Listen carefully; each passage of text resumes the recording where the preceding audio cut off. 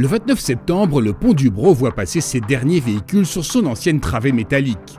Le 30 septembre, à 4 h du matin, la route est fermée. Les engins se mettent en place après une importante phase de préparation autour de l'ouvrage. Afin de répondre aux différences majeures de conception entre l'ancienne travée mobile et la nouvelle, il a fallu adapter le génie civil existant afin de permettre par la suite la création de nouveaux massifs pour le nouveau tablier métallique ainsi que pour les 2 vérins apparents et les nouveaux verrous. Le compte à rebours est lancé et on a 3 semaines pleines pour déposer l'ouvrage et surtout reconstruire le nouveau pour rétablir la circulation.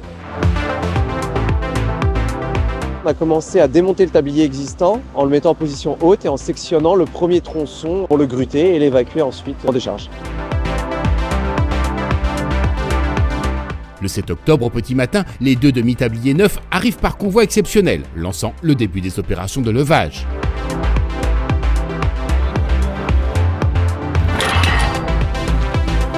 Alors on va les élinguer et on va les mettre en place à leur position. Ceux-là, ils sont à 27 tonnes. Et donc on a une grue de 250 tonnes qui est dimensionnée largement pour ça et qui est aussi dimensionnée en cohérence avec le génie civil existant, puisqu'on grute sur un ouvrage, donc c'est assez particulier. Bon, normalement on est sur 27 tonnes là. Tu vas pouvoir commencer à monter le crochet gentiment.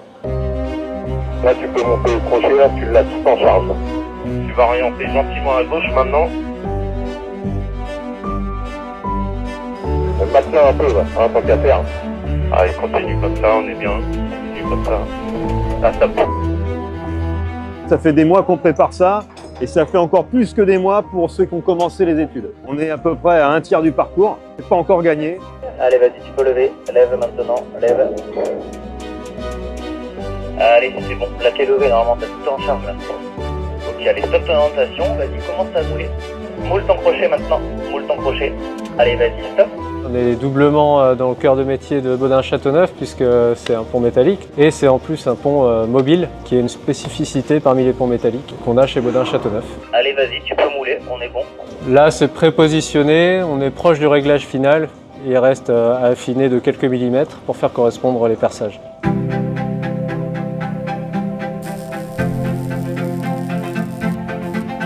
Aujourd'hui, la deuxième grande étape, c'est la pose des culasses. C'est délicat parce que la pièce est lourde, elle est assez complexe au niveau de sa forme. On avait certaines contraintes pour pouvoir s'accrocher dessus. Le mode opératoire a changé par rapport au montage à blanc. Dans un premier temps, nous avons prévu un levage à 2 grues. Donc ce système marchait très bien. Le problème, c'est qu'on a dû s'adapter à l'ouvrage existant. Nous, au bureau d'études des ponts métalliques, on a l'habitude de travailler que sur du neuf. Là, aujourd'hui, on a un existant et on vient remettre du neuf dessus. Dans un premier temps, nous allons la lever pour la poser du camion au sol. Ensuite, nous allons nous accrocher à un point particulier avec un palonnier pour pouvoir faire une rotation de cette pièce et ensuite la prendre à un second point qui se trouve au niveau du haut de la culasse pour la tourner pour qu'elle soit en position debout et ensuite on pourra la lever en position debout et la poser à sa position définitive.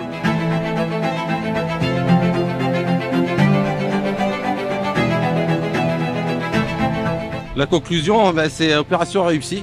C'était minutieux. Donc la dernière étape pour Etchart sur ce projet, c'était le renouvellement intégral du revêtement du tablier avec la mise en place d'une nouvelle étanchéité, des nouveaux trottoirs et bordures et enfin la mise en œuvre de la nouvelle couche d'enrobé.